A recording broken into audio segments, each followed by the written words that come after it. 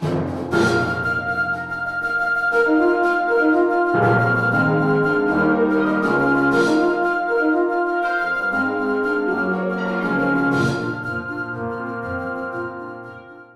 to an episode of MACtalks, where we will discuss the issue of sexual assault in Hamilton and the organization SACHA. Guiding the discussion today will be Megan, Rachel, Madeline, and Alicia. SACHA is located downtown Hamilton, Ontario. It is a nonprofit community-based organization of women guided by anti-racist and anti-oppressive values. In particular, SACHA operates as a feminist organization that believes women have a human right to live without violence. SACHA actively works for women's equality by challenging social and political structures and systems that contribute to the experience of violence and oppression. Presently, SACHA provides services to victims of sexual violence while working to end violence through education, advocacy, coalition building, and community partnerships. This is Erin Crickett, a staff member of SACHA for 4 years. She is the primary public education coordinator in the city of Hamilton. She has agreed to sit down with us in order to shed some light on the current issues in Hamilton, as well as the ways in which we can collectively unite to provide a solution to these issues. So, is sexual assault a major issue within the Hamilton area? Sexual assault is a major issue all over Canada. So when I'm out and about the community, folks really do care about this issue, but they tend to push it away, to not want to talk about it, which is understandable. It's tough stuff to talk about. But one question I sometimes get is, what are you doing for women outside of Canada? What are you doing for people who are survivors outside of Canada? That implies, I think it's sometimes a really kind question, and then sometimes a really oppressive or racist question, because it implies that sexual assault is only an issue for women of color in developing countries. But sexual assault is a Canadian issue. 1 in 3 women will experience sexual violence sometime in her lifetime in Canada, and 1 in 6 men will experience sexual violence. So we need to, as Hamilton, be really looking at this issue because it's happening in our community. Okay, so are there certain areas of Hamilton that report higher cases of sexual assault based on what you've seen? So there's no typical survivor. Sexual assault can happen to somebody regardless of what their zip code is, what their age is, what their class is or their educational level. So also, I don't have those statistics in terms of who's reporting from the police. I don't have the police statistics. Also, the police statistics don't give us a real accurate snapshot of what is happening in Hamilton. And even the folks who choose to come to SACHA to access services, that doesn't even give us an accurate snapshot because, let's start with police. Only 1% of survivors ever report the crime to the police. Yeah. And then with folks coming to SACHA, only 83%, the other way around. We know that 83% of survivors never tell a professional service. So, and then the third thing about how we don't know sexual assault per neighborhood is because the accurate snapshots we have about sexual assault in Canada are from research, from folks who are doing research. And unfortunately, this isn't an area that research is done with accuracy and newness. So the closest research I have is from Statistics Canada. It's from 2007, which is a while ago. So we do know that there are risk factors.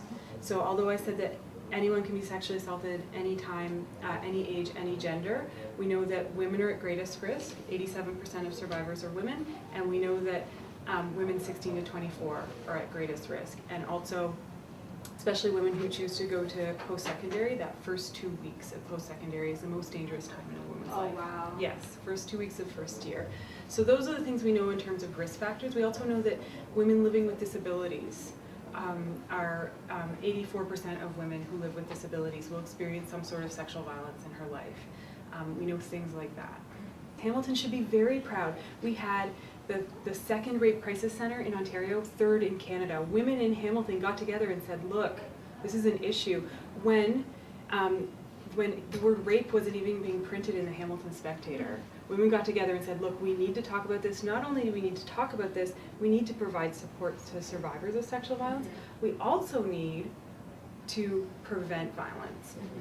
So we don't see rates of sexual violence dropping, even with the advent of sexual assault centers in our communities, even with better working relationships with police and justice systems, and criminalizing sexual assault in a more effective way. In 1983, we changed from a rape law that was hugely problematic to a sexual assault law, which is more holistic and encompassing. And yet, even with that, we don't see the rates decreasing. What really needs to happen to eradicate sexual violence in Canada is a shift in culture, a shift in how we view the act of sexual violence and how we view sexism and our culture of hypermasculinity. We really need to be questioning those things and be doing education and having conversations.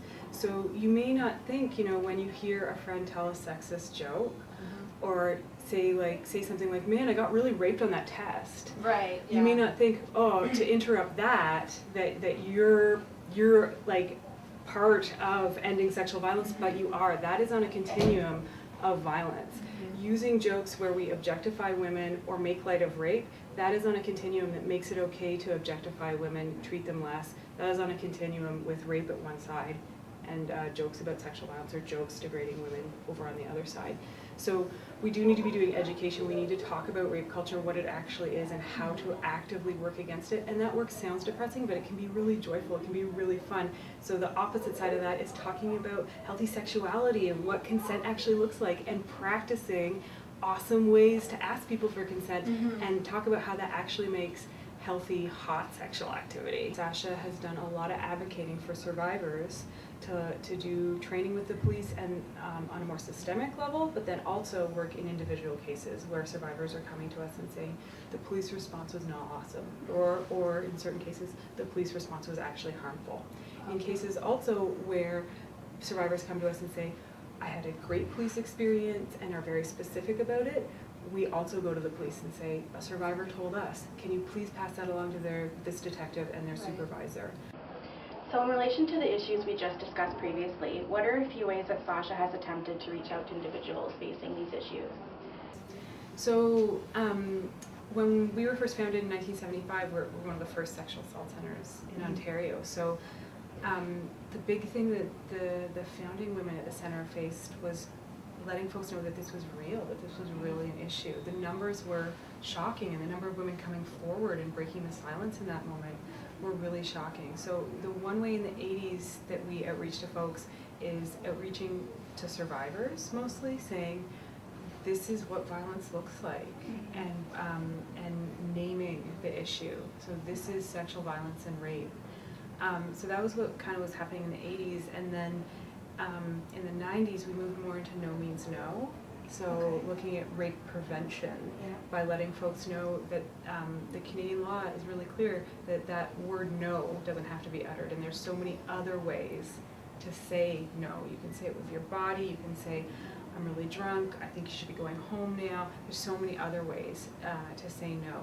No means no was very effective. When I go into grade 9 classes, they know about it. 14-year-olds know about it. So folks who were born in the very late 90s know about no means no. Then in the 2000s, we're moving more to this consent is sexy, only yes means yes, that sort of thing. We're also moving away, because our public education in the 80s and 90s really looked at, again, we know that not all survivors are women, but 87% of survivors are women. We also know that not all perpetrators are men, but Jackson Katz is using the number that 99% of perpetrators are men. I think a more important thing to focus on is that most men are not perpetrators.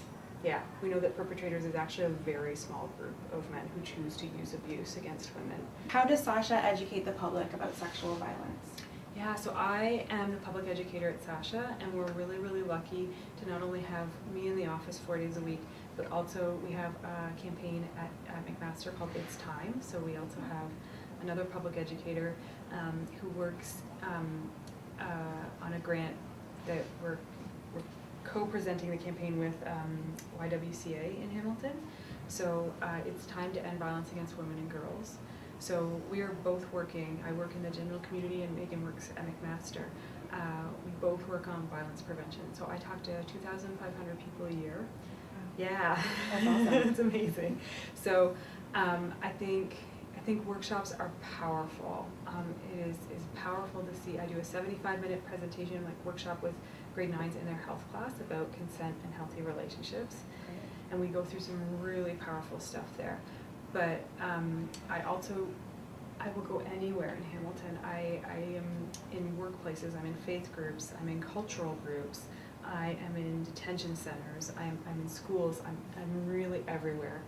But unfortunately, I'm just one person, so we're really looking at tactics that maximize our message.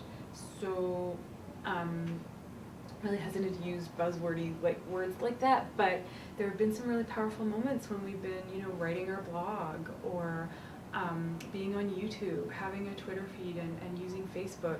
There's been some really powerful moments, both providing education moments and reaching out to survivors. Also, we have events, so we have some really cool events in Hamilton. So Take Back the Night is a really powerful moment for survivors to get together. It's the third Thursday in September, and we have it at City Hall, and it's over 1,000 women and their kids get together. And it's a really celebratory vibe in Hamilton. So we do Zumba, we do laughter yoga, then we hire some dancers or some singers, we have giant puppets, we hire a radical samba squad, and they march with us, providing beats for all the women. It's amazing. And then we take to the streets and we march around downtown Hamilton, and the idea being that to remind Hamilton that this is still an issue, that women are still being hurt in our community, and that we are not going to stand for it. I also do, Take Back the Night is incredibly fun, and it's incredibly cathartic to be on the street and to be making noise with other survivors. But I like to have lots of different events. We have panel discussions, movie nights, anything to create conversations. I put on rock shows of women that highlight music being made by women and gender non-conforming folks in Hamilton. And it's a chance to get together, because going to a movie about an intense subject or seeing a panel discussion about, quite often folks will be like, not on my Thursday night, thank you. But we want to show folks, feminists can have fun. Women make really good music. So we have a pancake breakfast coming up at the end of November. You can check out our website for more information. And pancake breakfast and rock show. We want to have fun and continue the conversation about sexual violence. Yeah, it's a great way to do it, yeah. for sure. What is the best way for interested individuals to get involved and volunteer with SACHA? Yeah, so folks who are women identified, there's lots of spaces to be involved in SACHA. You can sit on a committee, like our management committee or a fundraising committee. You can volunteer at events. That's Chocolate Fest, our beautiful fundraiser in February. Yes, it's our 10th anniversary this year, and I think the amount we're trying to raise is $50,000. Because we're really committed to ending violence, and we're really committed to supporting survivors, so we need the capacity to do that. So Chocolate Fest, folks of all genders are welcome to volunteer there. We really appreciate the support of men in the community who come out to volunteer the night of. And then the most involved kind of intensive way is volunteering on the support line, and that's where the majority of SACHA volunteers are. We just last night had the end of a training, so we had a group of new SACHA volunteers sort of graduate and finish training. It was amazing. It's very powerful. We invited current support line volunteers to meet them, and it's a large group of women. It's over 30 women. It's amazing. To look further into the issues of sexual violence, our team conducted research on the history of feminism and feminist activism, activist theories like group consciousness and group identity, as well as life experiences and personality traits that contribute to feminist activism. For decades, feminist activists have worked to support women who have experienced domestic violence or assault in order to create a society free of such violence. Feminist actions have been a prominent activist group since its emergence during the first feminist wave in the 1970s. As discussed by authors Taylor and Rupp, feminist activism has evolved in many forms throughout its long history. Prominently, the feminist movements have been focused on the culturally constructed differences between men and women and the quest to deconstruct restricting and discriminatory barriers, often incorporating life experiences and personal cultural experiences into doing so. The history of feminist activists has featured various movements, including cultural, radical, socialist, liberal, black, and queer feminism, whose particular goals and objectives vary slightly. Regardless of the particular strand of historical feminism, each subgroup functions through the committed participation in political activity. Such activist groups ensure the survival of a visionary core of the movement, develop a strategy or project for realizing the movement's vision, and allow activists to claim an identity that opposes the dominant order. In doing so, feminist activism works to deconstruct the barriers between not only men and women, but those individuals of all varying walks of life. There are many reasons why people choose to join a movement or participate in some form of activism. When a group of people come together to support the same cause, the result is group consciousness. Group consciousness is defined as an identification with the group in which an individual recognizes the group's position in a power hierarchy, rejects rationalizations of relative positioning, and embraces a collective solution to the group's problems. There are many psychological mechanisms that play an important role in transforming life experiences into activist behavior. The explanation for participation in collective action accounts for the individual differences that contribute to group consciousness and activism, and explicitly links group consciousness to activist behaviors. Current collective action around women's rights can be classified as proactive movements, in that basic rights exist for women. Therefore, we might expect activism to take an indirect path from personality and life experiences through feminist consciousness to activism.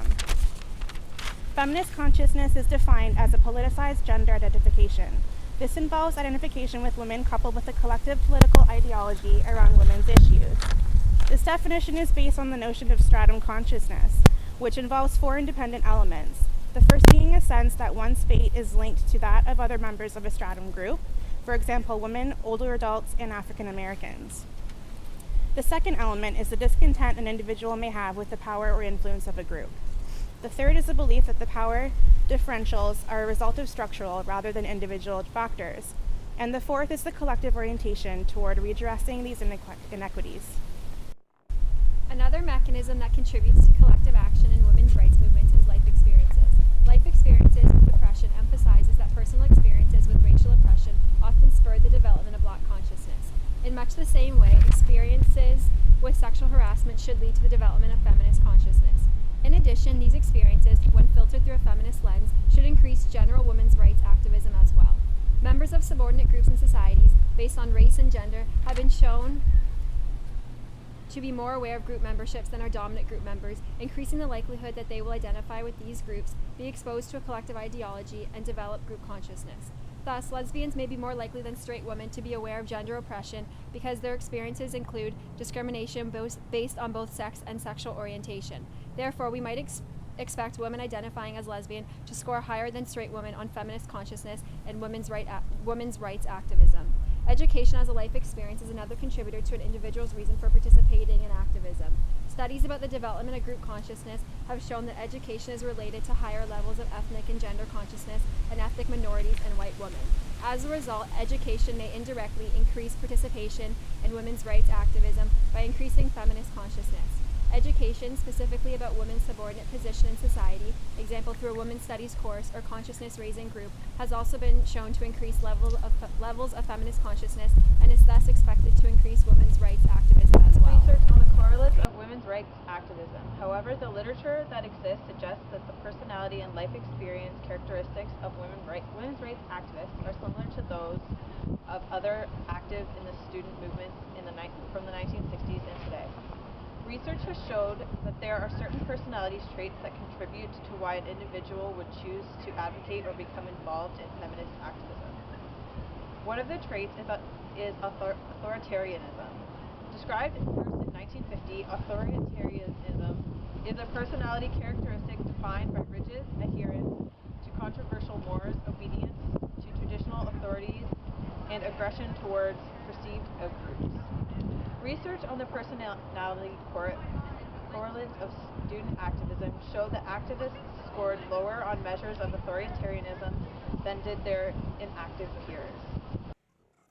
The issue of sexual assault and oppression against women remains a particular topic in today's society. The prominence of this issue is noted, as 51% of Canadian women have reported experienced sexual assault or physical assault since the age of 16. Furthermore, the issue holds particular weight in relation to the university students, as 4 out of 5 female undergraduate students surveyed in Canadian universities said they had been victims of domestic assault within a relationship. While the occurrence rates of sexual assault are shocking, the cultural realm in which they are situated is even more shocking. It is estimated that only 1% of all date rapes are reported to police, and 44% of all sexual assault survivors do not report the crime, as they believe there are concerns about the attitudes of police or the court system. It is for these 2 distinct reasons that we are examining the current issues of sexual assault within the Hamilton neighborhood and focusing on the way in which these issues can be combated and improved for the future. As you can see, sexual assault remains a prominent issue within both the McMaster and Hamilton communities. Together we can join forces and fight to make a change. If you want to get involved and help the cause, visit www.sacha.ca. And if you find yourself a victim of any form of mistreatment, contact the 24-hour hotline at 905-525-4162.